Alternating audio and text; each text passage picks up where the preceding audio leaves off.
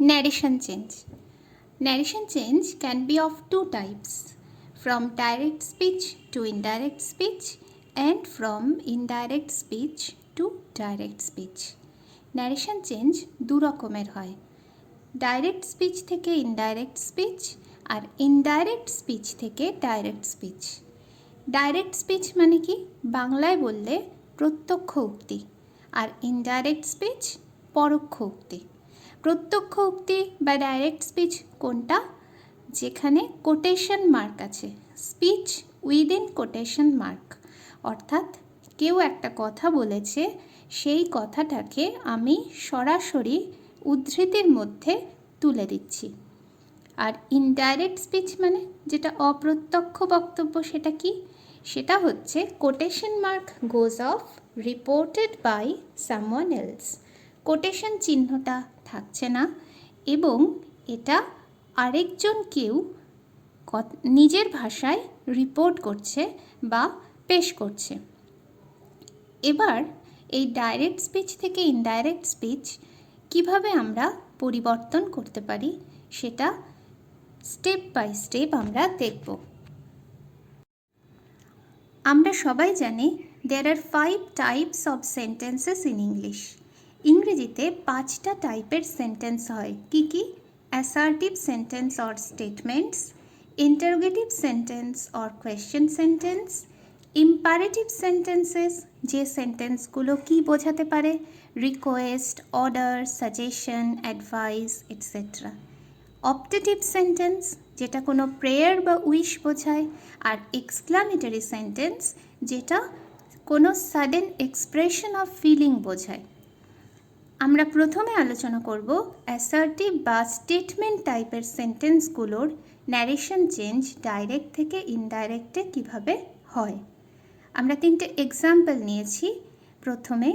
এই প্রথম এক্সাম্পলের সেন্টেন্সটা হচ্ছে our teacher says comma within quotation it is important to read the text thoroughly. আমরা দেখতে পাচ্ছি ছবিতে যে এটা ইনডাইরেক্টে লেখা হয়েছে our teacher says that it is important to read the text thoroughly. তাহলে ডাইরেক্ট থেকে ইনডাইরেক্টের চেঞ্জ কি হলো? সেজ যে ভার্বটা, সেটাকে বলা হয় রিপোর্টিং ভার্ব। কোটেশনের জাস্ট বাইরে যে মেইন ভার্বটা ইউজ করা হলো। এই যে রিপোর্টিং ভার্ব, এর টেন্স আমরা কখনো পাল্টাতে পারি না। টেন্স পাল্টায় কোটেশনের মধ্যের ভার্বটার, কিন্তু সেই পরিবর্তনটা নির্ভর করে কোটেশনের বাইরে যে রিপোর্টিং ভার্ব থাকে তার টেন্সের ওপর। এখানে সেজ অর্থাৎ সিম্পল প্রেজেন্ট টেন্স ব্যবহার করা হয়েছে।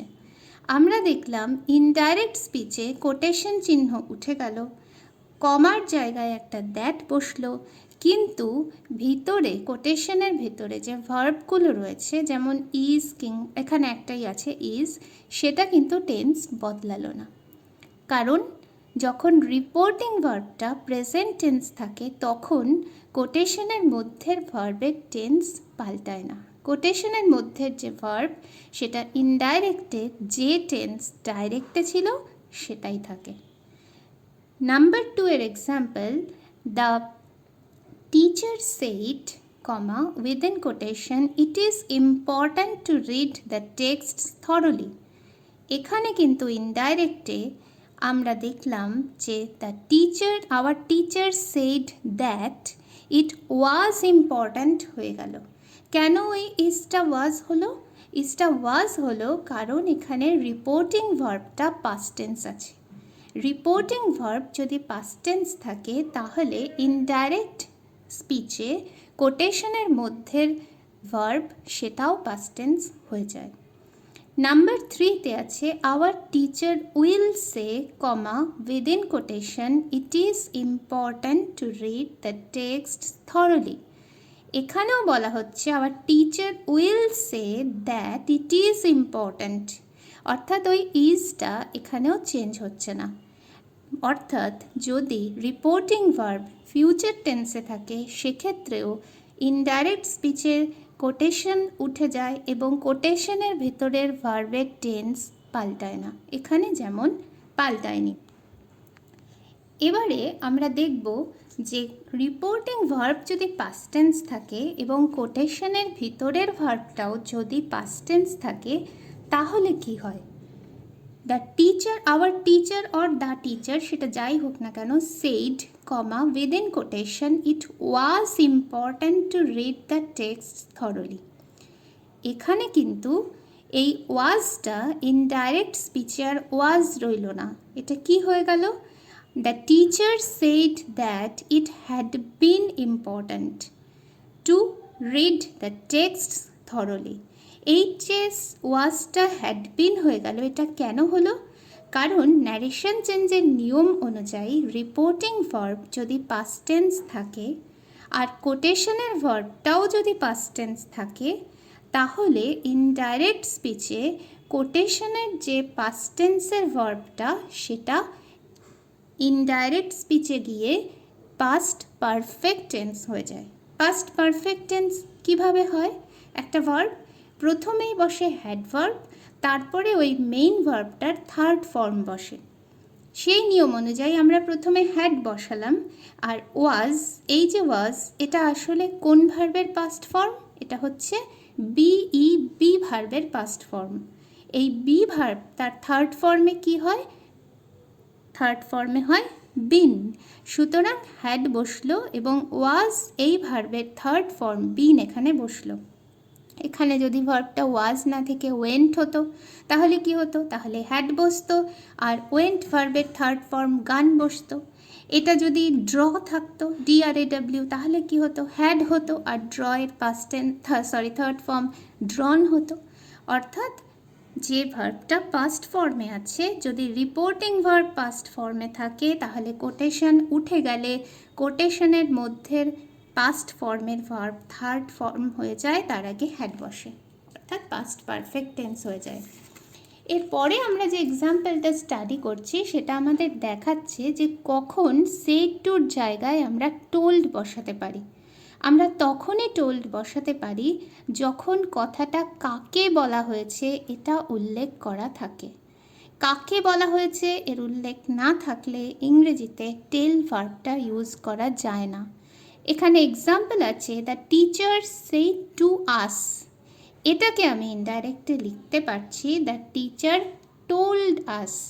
শুধু যদি দ্য টিচার সেইড থাকতো, টু আস না থাকতো, তাহলে কিন্তু আমরা টোল্ড কথাটা ব্যবহার করতে। এবারে আমরা আরও কিছু এক্সাম্পল স্টাডি করব অ্যাসার্টিভ সেন্টেন্স বা স্টেটমেন্টের ন্যারেশন চেঞ্জের। Number 1, the boy said our house is very big. এটা ন্যারেশন চেঞ্জের পর কি দাঁড়ালো, the boy said that their house was very big. দুটো চেঞ্জ আমরা দেখতে পাচ্ছি, একটা হচ্ছে আওয়ার দেয়ার হয়েছে আর একটা ইজ ওয়াজ হয়েছে। এছাড়াও দুটো চেঞ্জ রয়েছে, কোটেশন মার্ক উঠে গেছে আর দ্যাট বসেছে। এই ওয়াজ কেন হয়ে গেল, কারণ একটু আগেই আমি বলেছি যে রিপোর্টিং ভার্ব যদি পাস্ট টেন্স থাকে আর কোটেশনের ভার্ব যদি প্রেজেন্ট টেন্স থাকে তাহলে ইনডাইরেক্ট স্পিচে কোটেশনের ভার্বটাও পাস্ট টেন্স হয়ে যায়। ঠিক তাই হয়েছে। আর আওয়ারটা কেন দেয়ার হলো, এটার জন্যে গ্রামারের কোনো ফর্মুলা মুখস্থ করার দরকার নেই। এটা সহজ বুদ্ধি দিয়ে যদি আমরা ভাবি বোঝা অনেক সহজ হয়। আমি অন্য একজনের কথাকে নিজের ভাষায় বলছি। ছেলেটি বলেছিল, তার বক্তব্য সরাসরি যখন বলছি, আমাদের বাড়ি খুব বড়, তাহলে এই আমাদেরটা কাদের, ওই ছেলেটার। আমার তো নয়, যে কথাটা পরে কাউকে গিয়ে গল্প করে বলছে তার তো নয়, এটা অন্য লোকের। সে অন্য লোকটা হচ্ছে এখানে ওই ছেলেটা। তা বাংলাতেও যদি আমরা বলি, আমরা একে কি বলবো, যে ছেলেটি বলেছিল যে তাদের বাড়িটা খুব বড়, তাই তো। স্বাভাবিকভাবেই এখানে আওয়ার দেয়ার হয়ে যাচ্ছে। ন্যারেশন চেঞ্জে যেমন ভার্বের টেন্সটা পাল্টায় কোটেশনের মধ্যে depending upon the tense of the reporting verb, সেরকমই প্রোনাউনগুলো এইভাবে চেঞ্জ হয়। কিন্তু এর কোনো ফর্মুলা মুখস্থ করার দরকার নেই। সেন্টেন্সটা পড়ে আমরা যদি অর্থটা বুঝে নিই তাহলেই আমরা বুঝতে পারবো যে কোথায় আওয়ার দেয়ার হয় আর কোথায় হয় না। এখানে যদি দ্য বয় সেইড না বলে আই সেইড থাকতো, our house is very big, তাহলে তো আর আওয়ারটা দেয়ার হতো না, কারণ সরাসরি কথাটাও আমার, আবার কথাটাকে যখন পরে আমি বলছি কাউকে, সেটাও আমিই বলছি। এখানে দুই ক্ষেত্রেই বক্তা এক, কিন্তু বক্তা যখন বদলে যাচ্ছে, কখনো ছেলে আর কখনো আমি, তখন স্বাভাবিকভাবেই কোটেশনের ভিতরের প্রোনাউনটাও চেঞ্জ হয়ে যায়। এটা ফর্মুলা ধরে মুখস্থ করার বিষয় নয়, এটা নিজের সহজ বুদ্ধি দিয়ে ভাবলেই আমরা অনায়াসে চেঞ্জ করতে পারবো।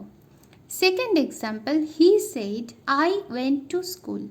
He said that he had gone to school. এক্ষুনি বলেছি রিপোর্টিং ভার্ব পাস্ট টেন্স এবং কোটেশনের ভিতরের ভার্বও পাস্ট টেন্স। ইনডাইরেক্টে কোটেশনের ভিতরের ভার্ব পাস্ট পারফেক্ট হয়ে যায়, সেই জন্যে ওয়েন্ট এখানে হ্যাড গান হয়েছে। Third example, the teacher said the earth moves round the sun. Change করে কি হলো, the teacher said that the earth moves round the sun. এখানে নিয়ম অনুযায়ী রিপোর্টিং ভার্ব পাস্ট টেন্স, কোটেশনের ভিতরের ভার্ব প্রেজেন্ট টেন্স, তাহলে এই মুভসটাও মুভড হওয়া উচিত ছিল, হলো না। কেন হলো না? কারণ এটা ইউনিভার্সাল ট্রুথ বা চিরন্তন সত্য। টিচার যদি 5 বছর আগেও কথাটা বলে থাকেন, 5 বছর পরেও পৃথিবীর সূর্যের চারপাশে ঘোরাটা তেমনই সত্যি। এই রকম ইউনিভার্সাল ট্রুথ যদি থাকে ইনডাইরেক্ট স্পিচে, তার ভার্ব পাল্টায় না রিপোর্টিং ভার্ব পাস্ট টেন্স হলেও। যেমন অয়েল ফ্লোটস অন ওয়াটার, তেল জলে ভাসে, honesty is the best policy, sky is blue, এই ধরনের কথাগুলো যদি কোটেশনের মধ্যে থাকে, তার বাইরের ভার্ব যদি পাস্ট টেন্সও থাকে, তাহলেও কিন্তু আমরা তাদেরকে চেঞ্জ করব না টেন্স। ঠিক আছে, আরেকটা এক্সাম্পল স্টাডি করা যাক। I met my friend yesterday, said the boy. The boy said that he had mate his friend the day before or the previous day. স্বাভাবিকভাবেই ছেলেটা বলেছিল যে আমি আমার বন্ধুর সাথে গতকাল আমার দেখা হয়েছিল। তাহলে ছেলেটা বলেছিল যে তার বন্ধুর সঙ্গে তার আগের দিন দেখা হয়েছিল। আমরা বাংলাতেও এই কথাটা বলি, ওই প্রোনাউন চেঞ্জ করার মতোই। এটাও ফর্মুলা দিয়ে মুখস্থ করার কোনো দরকার নেই, এটাও একটু স্বাভাবিক বুদ্ধি দিয়েই বুঝতে পারি আমরা যে কেন টুমরো নেক্সট ডে হয়, টুডে দ্যাট ডে হয়, বা ইয়েস্টারডেটা প্রিভিয়াস ডে হয়। এগুলো খুবই সিম্পল ব্যাপার, আমরা প্র্যাকটিস করতে করতে শিখে যাব, কমন সেন্স অ্যাপ্লাই করলেই শিখে যাব, আলাদা করে কিচ্ছু মুখস্থ করার দরকার নেই।